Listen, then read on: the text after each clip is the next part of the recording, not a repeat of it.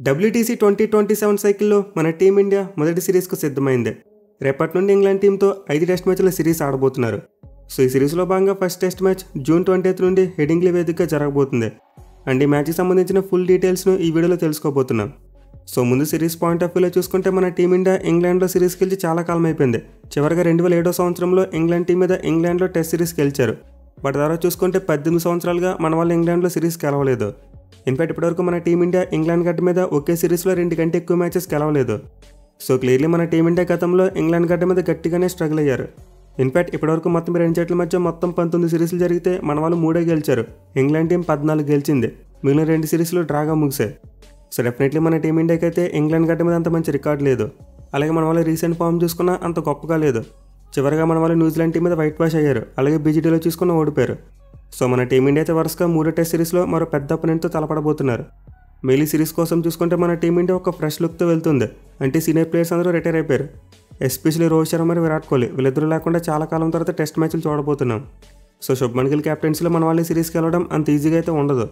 In fact ఈ సిరీస్లో మన వాళ్ళు ఒక 2 మ్యాచ్లు గెలిచినా సరే అదొక అద్భుతంగా చెప్పుకోవచ్చు మనం. బట్ ఎనివే ఒక్కోసారి అంచనా లేనప్పుడే కొన్ని టీమ్స్ బ్రిలియంట్గా పెర్ఫామ్ చేస్తూ ఉంటాయి. మనం ఆల్రెడీ 2021 BGTలో చూసాం. మన యంగ్ ప్లేయర్స్ అద్భుతం క్రియేట్ చేశారు. ఆస్ట్రేలియా టీంను ఆస్ట్రేలియా గడ్డ మీద ఓడించారు. సో ఈ సిరీస్లో మన వాళ్ళు గెలుస్తారనే అంచనాలు తక్కువ కాబట్టి మేబీ మన వాళ్ళ పెర్ఫార్మెన్స్ బెటర్గా ఉండొచ్చు. అన్ఎక్స్పెక్టెడ్ పెర్ఫార్మెన్స్ ఇవ్వచ్చు. బట్ ఐడియల్గా చూసుకుంటే మాత్రం ఈ సిరీస్లోకి ఖచ్చితంగా ఇంగ్లాండ్ టీమే ఫేవరెట్స్గా బరిలోకి దిగబోతుంది. సో వాళ్ళకైతే ఓవరాల్గా చూసుకున్నా సరే అలాగే ఇంగ్లాండ్లో చూసుకున్నా సరే మన టీమిండియా మీద చాలా మంచి రికార్డు ఉంది. ముందు ఓవరాల్గా చూసుకుంటే 2 జట్లు మొత్తం 136 టెస్ట్ మ్యాచెస్లో తలపడ్డాయి. అండ్ 136 మ్యాచ్లో మన టీమిండియా 35 గెలిస్తే ఇంగ్లాండ్ టీం 51 మ్యాచ్లో గెలిచారు. మిగిలిన 50 మ్యాచ్లు డ్రాగా ముగిసాయి. సో క్లియర్లీ మన టీమిండియా మీద ఇంగ్లాండ్ టీంకి ఎడ్జ్ కనిపిస్తుంది. మరీ ముఖ్యంగా ఇంగ్లాండ్ గడ్డ మీద చూసుకుంటే ఈ రికార్డ్ మరీ 1-sidedగా ఉంది. మొత్తం 2 జట్లు 67 మ్యాచ్లో తలపడితే మన టీమిండియా గెలిచింది కేవలం 9 మ్యాచ్లో మాత్రమే. అదే ఇంగ్లాండ్ టీం చూసుకుంటే 36 మ్యాచ్లో గెలిచారు. మిగిలిన 22 మ్యాచ్లు డ్రాగా ముగిసాయి. సో క్లియర్లీ మన టీమిండియాకి అయితే ఇంగ్లాండ్ గడ్డ మీద చాలా పూర్ రికార్డ్ కనిపిస్తుంది. 67 మ్యాచ్లు ఆడితే 9 మాత్రమే గెలిచారు. అంటే దీన్ని బట్టి అర్థం చేసుకోవచ్చు మన వాళ్ళు ఎంత స్ట్రగుల్ అవుతున్నారు అనేది. అయితే 2 జట్ల మధ్య జరిగిన రీసెంట్ సిరీస్లో చూసుకుంటే మాత్రం మన టీమిండియా అప్పరానికి కనిపిస్తుంది. లాస్ట్ ఇయర్ మన వాళ్ళు స్వదేశంలో జరిగిన సిరీస్లో 4-1 తేడాతో గెలుచుకున్నారు. అలాగే అంతకుముందు 2021 ఇంగ్లాండ్ టూర్కి వెళ్ళినప్పుడు కూడా సిరీస్ను 2-2తో డ్రా చేసుకున్నారు. సో రీసెంట్గా చూసుకుంటే మన టీమిండియా ఇంగ్లాండ్ టీంకి అగెనిస్ట్గా ఇంటా బయట కూడా బాగానే పెర్ఫామ్ చేసింది. బట్ ప్రెజెంట్ 2 జట్ల యొక్క ఫామ్ చూసుకుంటే మాత్రం ఇంగ్లాండ్ టీం అప్పర్ హ్యాండ్. వాళ్ళు చివరిగాడిన 5 టెస్ట్ మ్యాచ్లు 3 గెలిచారు, 2 ఓడిపోయారు.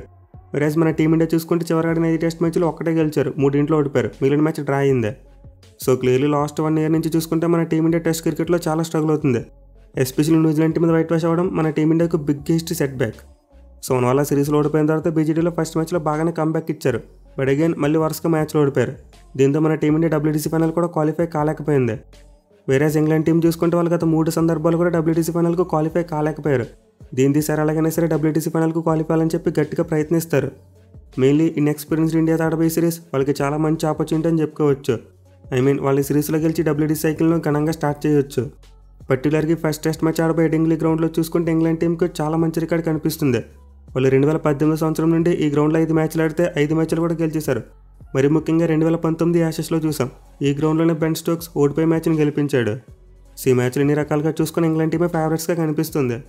బట్ అలా అని చెప్పి మన టీంని కూడా తక్కువ అంచనా వేయలేం. మన వాళ్ళకి ఎక్స్పీరియన్స్ లేకపోయినప్పటికీ మంచి స్కిల్స్ ఉన్న ప్లేయర్స్ ఉన్నారు.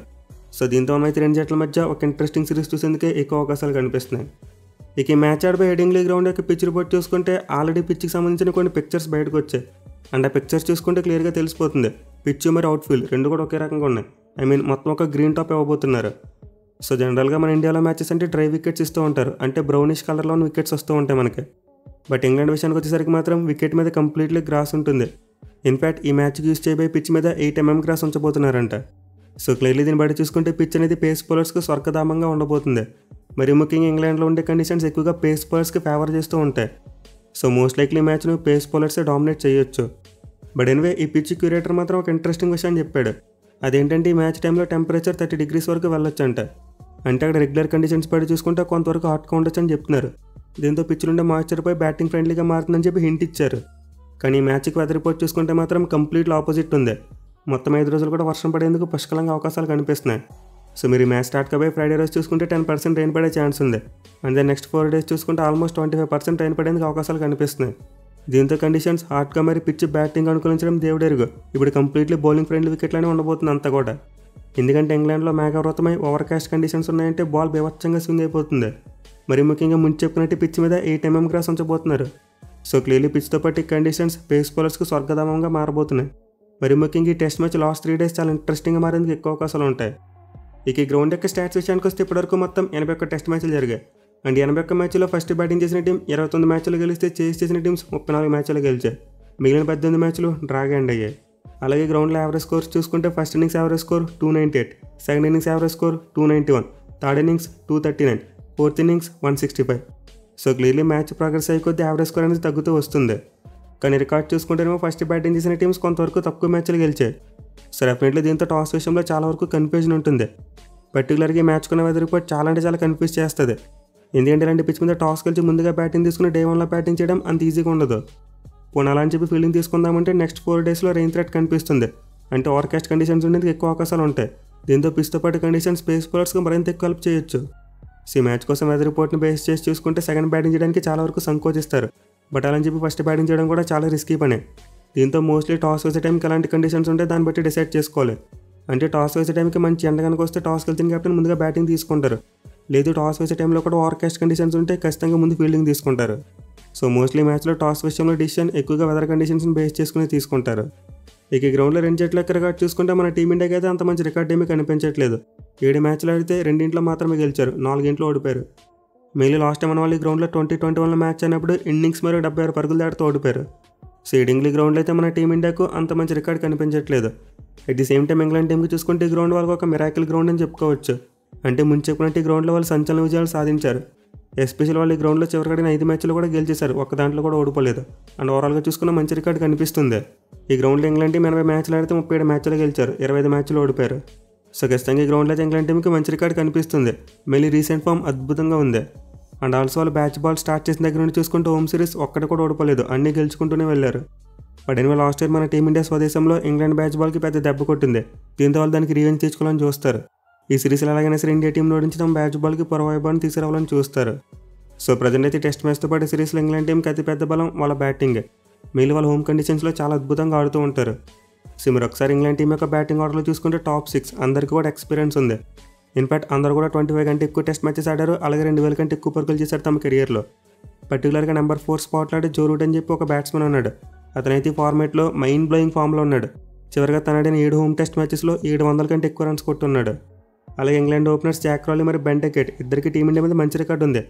ఇన్ఫాక్ట్ ఇండియాకి అగెనిస్ట్గా వీళ్ళ ఓపెనింగ్ పార్ట్నర్షిప్ యావరేజ్ చూసుకుంటే 44 కంటే ఎక్కువ ఉంది. సో క్లియర్లీ సిరీస్లో అయితే ఇంగ్లాండ్ టీంకి వాళ్ళ ఓపెనింగ్ పేరు చాలా కీలకంగా మారబోతుంది. అండ్ ఆల్సో ముందు చెప్పినట్టు వాళ్ళకి Joe Root the biggest strength. అలాగే హ్యారీ బ్రూక్ మరియు బెన్ స్టోక్స్ కూడా వాళ్ళ హోమ్ సైడ్లో తిరిగిలేని ఆటగాళ్ళు. సో యాక్చువల్ ఇంగ్లాండ్ టీం యొక్క బ్యాచ్ బాల్ సక్సెస్ అయిందంటే దానికి మెయిన్ రీజన్ వాళ్ళ హోమ్ పిచ్చెస్. వాళ్ళైతే వీటిని బాగా అడాప్ట్ చేసుకుని తమ బ్యాటింగ్ స్టైల్ని మార్చుకున్నారు. దీంతో సిరీస్లో ఖచ్చితంగా ఇంగ్లాండ్ టీంకి వాళ్ళ బ్యాటింగే మెయిన్ స్ట్రెంత్ ఉండబోతుంది. ఇక వాళ్ళ బౌలింగ్ విషయానికి వస్తే ఇక్కడ కొంతవరకు సమస్య కనిపిస్తుంది. ఎందుకంటే ఇంగ్లాండ్ టీం యొక్క బౌలింగ్లో అంత ఎక్స్పీరియన్స్ లేదు, అలాగే పస కూడా కనిపించట్లేదు. సో ఒకప్పుడు అంటే వాళ్ళ దగ్గర అండర్సన్ మరియు బ్రాడ్ లాంటి పేసర్స్ ఉండేవారు, బట్ ఇప్పుడు వీళ్ళిద్దరూ రిటైర్ అయిపోయారు. దీంతో ఇంగ్లాండ్ టీం యొక్క పేస్ అటాక్ కొంతవరకు వీక్గా కనిపిస్తుంది. ఇన్ఫాక్ట్ ఫస్ట్ టెస్ట్ మ్యాచ్ కోసం ఆల్రెడీ ఇంగ్లాండ్ టీం తమ ప్లేయింగ్ లెవెన్ అనౌన్స్ చేశారు. అండ్ అందులో చూసుకుంటే వాళ్ళు ఎక్కువగా బ్యాటింగ్ డెప్త్ కోసమే వెళ్ళారు. ఇన్ఫాక్ట్ నెంబర్ 9 వరకు బ్యాటింగ్ ఉంది. దీంతో క్లియర్లీ ఇంగ్లాండ్ టీం వాళ్ళ బౌలింగ్లో కాంప్రమైజ్ అయ్యారని చెప్పి తెలుస్తుంది. సో ఇంగ్లాండ్ టీం యొక్క పేస్ అటాక్లో చూసుకుంటే క్రిస్ వోక్స్ అక్కడికి కాస్త కూస్త ఎక్స్పీరియన్స్ కనిపిస్తుంది, బట్ మిగతా బౌలర్స్ ఎవరికి కూడా అంత ఎక్స్పీరియన్స్ లేదు. మెయిన్లీ వాళ్ళు ఈ మ్యాచ్ కోసం ఓవటానికి కాకుండా జాస్ టంగ్లాంటి ఒక కొత్త ప్లేయర్ని తీసుకున్నారు. అండ్ ఆల్సో లోన్ స్పిన్నర్ గాడ్ బై షోయబ్ బషీర్ కూడా అంత ఎక్కువ ఎక్స్పీరియన్స్ లేదు. సో డెఫినెట్లీ ఇంగ్లాండ్ బౌలింగ్ లైన్లో అయితే కొంతవరకు సమస్యలు కనిపిస్తున్నాయి. మెయిన్ వాళ్ళ దగ్గర ఒక సరైన గన్ బౌలర్ లేడు, అంటే మన దగ్గర బూమర్ ఉన్నట్టు వాళ్ళ దగ్గర అలాంటి గన్ బౌలర్ లేడు. సో దీంతో సిరీస్లో మోస్ట్లీ ఇంగ్లాండ్ టీం వాళ్ళ బ్యాటింగ్ మీద ఎక్కువగా డిపెండ్ అవుతుంది. ఇక మన టీమిండియా విషయానికి వస్తే మన వాళ్ళ కాంబినేషన్ గురించి నిన్న వీడియోలో డిస్కస్ చేసుకున్నాం. అండ్ మోస్ట్ లైక్లీ మ్యాచ్ కోసం అలాంటి కాంబినేషన్తోనే రావచ్చు. ఇన్ఫాక్ట్ మన vice captain Rishabh Pant already ఒక క్లారిటీ ఇచ్చాడు, శుభ్మన్ గిల్ నెంబర్ 4లో ఆడబోతున్నాడు, నేను 5లో ఆడుతున్నానని చెప్పి. సో మన టీమిండియాకి అయితే ప్రజెంట్ నెంబర్ 3 మరియు నెంబర్ 6 ఈ 2 స్పాట్స్ విషయంలోనే కొంతవరకు కన్ఫ్యూజన్ ఉంది. కానీ మిగతా స్పాట్స్ విషయానికి వస్తే మాత్రం ఆల్మోస్ట్ అన్ని కూడా ఫిక్స్ అయిపోయినట్టు కనిపిస్తున్నాయి. సో ఈ మ్యాచ్ కోసం అయితే మన టీమిండియా ప్లేయింగ్లో మోస్ట్ లైక్లీ మనం నిన్న చెప్పుకున్నట్టు ఉండబోతుంది. అండ్ ఇందులో చూసుకుంటే మన టీమిండియాకి అత్యంత కీలకంగా మారబోయేది బౌలింగ్ యూనిట్ అని చెప్పుకోవచ్చు. ఇన్ఫాక్ట్ ఈ సిరీస్ డిసైడ్ అవ్వబోయేది England batting versus India bowling. ఈ రెండింటిలో ఎవరైతే తప్ప రన్స్ సాధిస్తారో వాళ్ళే గెలుస్తారు మోస్ట్ లైక్లీ. సో మన టీమిండియా దగ్గర అయితే బుమ్రా, సిరాజ్ మరియు ఠాకూర్ ముగ్గురు ఎక్స్పీరియన్స్ ఉన్న బౌలర్స్ ఉన్నారు. వీళ్ళ ముగ్గురు కూడా ప్రీవియస్గా ఇంగ్లాండ్లో ఆడున్నారు. అండ్ ఆల్సో 4వ సీమ్ బౌలర్గా చూసుకుంటే మనకి చాలా ఆప్షన్స్ ఉన్నాయి. సో పిచ్తో పాటు కండిషన్స్ చాలా వరకు పేస్ బౌలర్స్కి అనుకూలంగా ఉండబోతున్నాయి కాబట్టి మన వాళ్ళైతే 4 పేస్ బౌలర్స్తో వెళ్ళాలి. నాలుగో పేస్ బౌలింగ్ ఆప్షన్ కూడా జెన్యూన్ పేస్ బౌలింగ్ ఆప్షన్గా పెట్టుకుంటే బెటర్. అలా కాకుండా ఎక్స్ట్రా స్పిన్నర్ ఆడించడమో లేకపోతే నితీష్ కుమార్ రెడ్డిని ఫోర్ సీమ్ బౌలింగ్ ఆప్షన్గా పెట్టుకుంటే మన టీమిండియాకి చాలా దెబ్బడిపోతుంది. సో మోస్ట్లీ మన పేస్ బౌలర్స్లో బుమ్రా కీలకంగా మారిపోతున్నాడు. అతనికైతే ఇంగ్లాండ్ బ్యాట్స్మెన్ మీద అద్భుతమైన రికార్డు ఉంది. అయితే బ్యాటింగ్ విషయానికి వస్తే మాత్రం మన టీమిండియాకి చాలా ప్రాబ్లమ్స్ కనిపిస్తున్నాయి. ఇన్ఫాక్ట్ మన వాళ్ళు సిరీస్లో ఓడిపోయారంటే దానికి మెయిన్ రీజన్ బ్యాటింగే. సో గత కొన్నేళ్ళుగా చూసుకుంటే మన టీమిండియా బ్యాట్స్మెన్ టెస్ట్ ఫార్మాట్లో కన్సిస్టెంట్గా పెర్ఫామ్ చేయలేకపోతున్నారు. బట్ ఎన్వీ సిరీస్ యంగ్స్టర్స్కి ఒక మంచి ఆపర్చునిటీ అని చెప్పుకోవచ్చు. మరి ముఖ్యంగా కంబ్యాక్ చేయబోతున్న కరుణ్ నాయర్కి ఇది ఒక గొప్ప అవకాశం అని చెప్పుకోవాలి.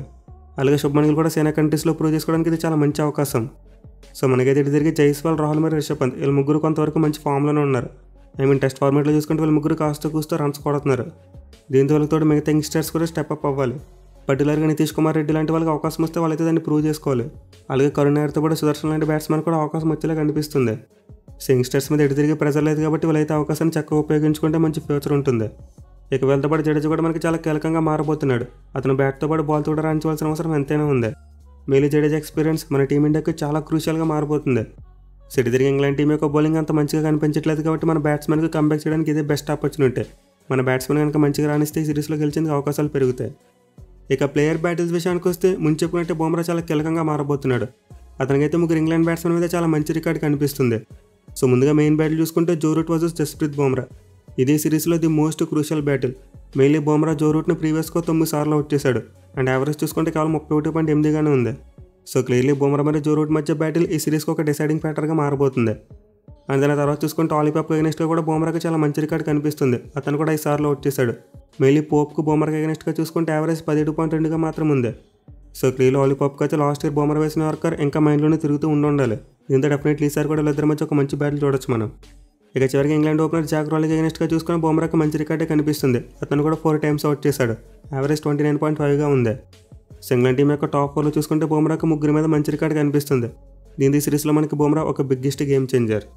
ఇక మిగతా బ్యాటిల్స్ చూసుకుంటే బెన్ స్టోక్స్కి మరియు షాదుల్ ఠాకూర్కి మధ్య ఒక ఇంట్రెస్టింగ్ బ్యాటిల్ చూడొచ్చు. ప్రీవియస్గా వీళ్ళిద్దరు ఒక్క ఇన్నింగ్స్లోనే తలపడ్డారు. అండ్ ఒక్క ఇన్నింగ్స్లో స్టోక్స్ వికెట్ని షాదుల్ తీసుకున్నాడు. దీంతో మరోసారి ఓల్డ్ బాల్తో వీళ్ళిద్దరి మధ్య ఒక మంచి బ్యాటిల్ పడే అవకాశం ఉంది. అలాగే మన టీమిండియా బౌలర్స్లో బెన్ డకెట్ వికెట్ ఎవరు తీస్తారనేది కూడా చాలా ఇంట్రెస్టింగ్ ఫ్యాక్టర్. ఎందుకంటే డకెట్కు మన టీమిండియా మీద మంచి రికార్డు ఉంది. అండ్ ఆల్సో ప్రజెంట్ మన టీమిండియా స్క్వాడ్లో ఉన్న బౌలర్స్ అందరి మీద కూడా మంచి రికార్డు కనిపిస్తుంది. సో ఇనిషియల్గా ఉన్న వాళ్ళు బెన్ డకెట్తో చాలా జాగ్రత్తగా ఉండాలి. ఇక మన బ్యాట్స్మెన్ వైపు నుండి చూసుకుంటే బ్యాటిల్స్ ఏమీ కనిపించట్లేదు. ఎందుకంటే ఇంగ్లాండ్ బౌలర్స్ అందరూ కూడా చాలా వరకు కొత్త బౌలర్సే. సో మోస్ట్లీ క్రిస్ వోక్సే ప్రీవియస్గా మన టీమిండియా బ్యాట్స్మెన్గా బౌలింగ్ చేశాడు. అండ్ అతను చూసుకుంటే కేరళలో అయితే ఒకసారి అవుట్ చేశాడు. దీంతో వీళ్ళిద్దరి మధ్య ఒక మంచి బ్యాటిల్ ఎక్స్పెక్ట్ చేయవచ్చు. బట్ మిగతా బ్యాటిల్స్ అన్ని కూడా మోస్ట్ లైక్లీ ఫ్రెష్ బ్యాటిల్స్ ఉండబోతున్నాయి. సో ఈ మ్యాచ్లో ముందు చెప్పినట్టే మెయిన్ బ్యాటిల్ ఇంగ్లాండ్ బ్యాట్స్మెన్కు మరి మన టీమిండియా బౌలర్స్కు మధ్య ఉండబోతుంది. అండ్ ఈ బ్యాటిల్ ఎవరైతే గెలుస్తారో వాళ్ళు మోస్ట్ లైక్లీ మ్యాచ్ గెలవచ్చు. మరి మీరు ఈ మ్యాచ్లో ఎవరు గెలుస్తారనుకుంటున్నారు కింద కామెంట్ చేయండి. Thank you for watching. Have a nice day.